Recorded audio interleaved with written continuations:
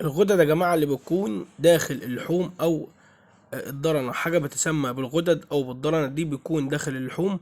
طبعا بتكون باينة، والمفروض إن كل جزار لما بيشوفها بيشيلها. مع بعض كده بالخطوات، واحدة واحدة بالراحة، هنوريها لك في الفيديو في كذا مكان في الذبيحة. لو انت داخل على عيد الأضحى إن شاء الله تقدر بكل سهولة إن انت تطلعها من الذبيحة بتاعتك، وإيه هي الغدد أو الضرنة أو الزيتونة على حسب ما كل جزار بيسميها. السلام عليكم ورحمة الله وبركاته، معاكم خالد من قناة الشيف خالد مافيا، وفيديو جديد كالعادة. أحد المتابعين كتب لي على التعليقات وبيقول لي إيه هي الغدد وإيه هي الحلويات أو إيه هي الضرنة. الغدد دي حاجة بتكون داخل اللحمة، هنوريها لكم دلوقتي، وهنوريكم برضه حلويات الرقبة. هو معلق لي على فيديو الرقبة، أنا عامل فيديو شط النيفة وإيه هي الحلويات بتاعت الرقبة، وشارح فيديو خاص بالكلام ده، وهتلاقيه في حساب الوصف. لو عايز تشوفه خش شوف إيه هي الحلويات وشط النيفه، وكل ده موضحينه في فيديو خاص. ولكن هو دخل على قال لي هي دي الغدد اللي الناس بتقول عليها بتمرر اللحمه؟ هي دي الغدد اللي الناس بتقول عليها بتمرر اللحمه ولا دي حاجه تانية؟ قلت له لا، ده شيء تاني، الغدد دي حاجه تانية، وهنوضح ده في فيديو مع بعض. دلوقتي هنشوف الغدد وهنوريكم ايه هي الحلويات مع بعض. طيب معايا الفيديو للنهايه. بداية كده يا جماعة ديت لوحة بتاعت خروف. أول ما بتشيل اللوحة بتلاقي ما بين اللوحة والريش بتلاقي حتة بنفس الشكل ده، عشان لو أنت بتقطع ذات الحيط تشيل الحاجة ديت من الإضحية، ما تسيبهاش في قلب الذبيحة خالص. هي ما بتكونش مضرة أوي للغاية، ولكن هي بتكون بتمرر بس اللحمة، أو بتكون ناتج عن الحقن أو الإبر اللي الحيوان أو الحاجة اللي هي العجل أو الخروف بياخدها.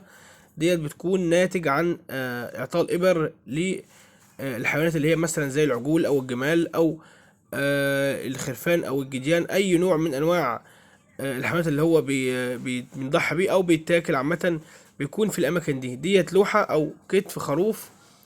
أول ما بنشيله بنفصله من الكتف أو بنشيله من الخروف، بيكون في الحتة اللي أنت شفتها دي أو في المنطقة ديت. فدي بتكون قطعة بتكون باينة، وكل لونها متغير تماما عن لون اللحم، بتبقى باينة خالص ومختلفة تماما زي ما حضراتكم شايفين كده في الفيديو. ديت بقى رقبة خروف اهيت، ده فص الحلويات. تمام، ده فص حلويات. القطعة دي بتتاكل، يعني سبحان الله القطعة دي بتتاكل، وقطعة تانية أخرى جنبها بتكون في نفس برضو الرقبة ما بتتاكلش. ادي الحلويات اهيت بتكون واضحة خالص تماما، او النفوس. وعاملين فيديو تاني توضيحي ايه هي الحلويات وايه هي النفوس، هنسيبهولك في حساب الوصف، لو عاوز تخش تتفرج عليه خش اتفرج عليه. شايفين بقى عدلنا الرقبة، لقينا فيها القطعة دي. القطعة ديت اسمها الضرنة أو اسمها الزتونة أو الغدد، اللي بتكون نتيجة عن إعطاء الإبر للخرفان أو إعطاء الإبر للحيوانات بتاعتنا.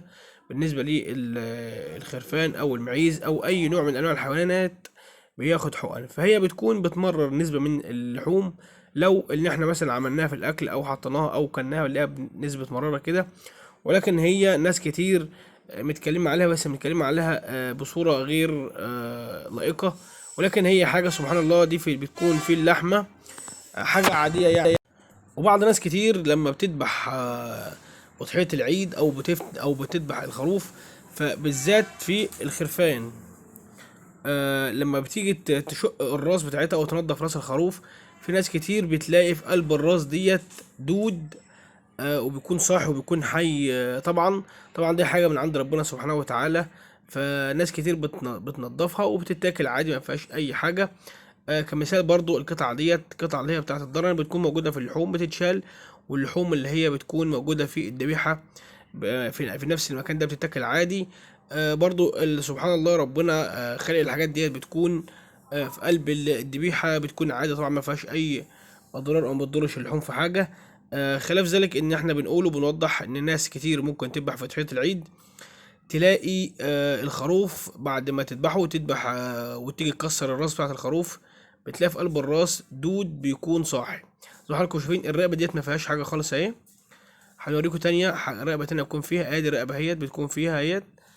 ده بيكون عباره عن اعطاء حقن، او بيكون من بالنسبه للخرفان بيكون من عدوى في الحوالي وبتتنقل لبعضهم، او بيكون مثلا من المكان بيكون حر عليهم، او ما خدوش تحصين بتاعهم، فده بيطلع.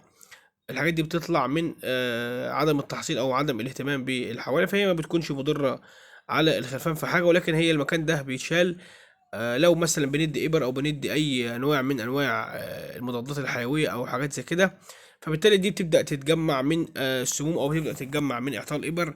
فدي حاجة عادية. هنجيب لكم كمان حاجة كده هنوريها لكم فيها. دي لوحة او كتف او زند خروف اهيت، زي ما كنا حضراتكم شايفين بتكون موجودة في المكان ده. لو عندك الضحية وبتقطع الكتف دوت، سواء في العجل او في الخروف او اي ضحيه عندك، بتكون موجوده في نفس المكان ده.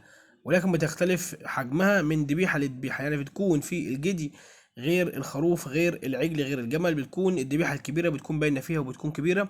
ولكن ده المكان اللي احنا حابين نوريك فيه، اللي هو بيكون فيه الحته ديت او بيكون فيه الغدد ديت، عشان لما تيجي تذبح تشيلها. بتكون موجوده في قلب اللوحه ديت. بنأكد على المعلومه تاني، بنوريكم تاني بتكون موجوده فين. بتكون موجوده في الاماكن اللي هي زي ما حضراتكم شايفين كده. ايوه هي دي بتكون موجودة هنا في الأماكن، في المكان ده. في العجل برضه هتلاقيها في نفس المكان، وبتكون موجودة في أماكن كتير في العجل. احنا بس جبنا لكم في بتكون موجودة فين في الرقبة، وبتكون موجودة فين في اللوحة. وهنبدأ نعمل لكم فيديوهات تانية إن شاء الله بتكون موجودة في أماكن أخرى فين. بالنسبة للخرفان برضه في الإفخاد بتكون موجودة في أماكن كتير. وهنوضح لكم كل ده في فيديوهات تانية إن شاء الله. ولكن حابين نعمل لكم الفيديو ده قبل العيد، لأن ناس كتير بتضحي، وناس كتير بيقابلها الغدد وبيقابلها الضرر ديت بتكون داخل اللحوم وما بتعرفش مكانها فين. زي ما قلنا لك بتكون في نهاية الرقبة، وبتكون في اللوحة في المكان اللي انت شفتنا بنطلعها من اللوحة ديت. ناس كتير متكلمة عن الغدد، بس انا احب اعرفك ان هي حاجة عادية، ومش يعني مش مضرة جدا زي ما انت متخيل. هي بتتشال بس من اللحوم وبتتاكل عادي. ما فيهاش اي حاجة. تتشال من اللحوم وتتاكل عادي، ما فيهاش اي حاجة. وده كده احنا بنقطع اللوحة اهوت والرقبة. لو انت برضو عاوز تقطع شات العيد، برضو طريقة هي لتقطيع الالواح، ويكون معاك سطور زي ده. ولكن عشان ما تطولش في مدة الفيديو اكتر من كده يبقى احنا وصلنا لنهاية الفيديو. ولو انت استفدت حاجة من المعلومة او استفدت حاجة من الفيديو، ما تبخلش علينا بالاشتراك الجميل واللايك بتاعك عشان يوصلك اشعار بكل فيديو جديد. كل سنة وانتم طيبين.